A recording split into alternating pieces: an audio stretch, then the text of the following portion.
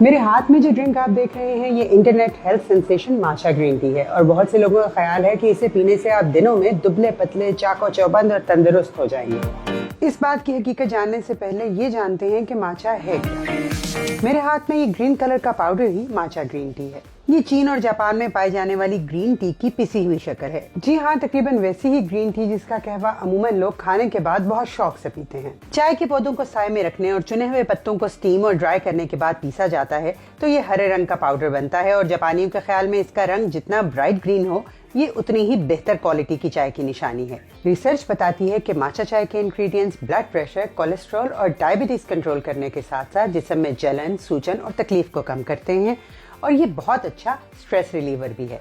इसे आम चाय की तरह उबाल कर और फिर छान कर नहीं बनाया जाता। जापानी तो बांस से बने खास किस्म के विस्क से इस पाउडर को पानी में मिलाकर फ्रॉथ या झाग बनाते हैं, वैसे ही जैसे आप कॉफी के लिए बनाते हैं, और फिर दूध में मिलाकर चाय तैयार करते हैं।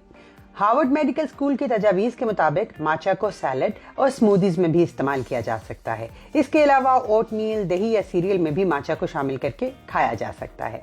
ये चाय अपने हेल्थ बेनिफिट्स की वजह से इतनी मकबूल हुई कि बड़े बड़े ब्रांड्स माचा फ्लेवर को अपने प्रोडक्ट्स में शामिल करने लगे हैं।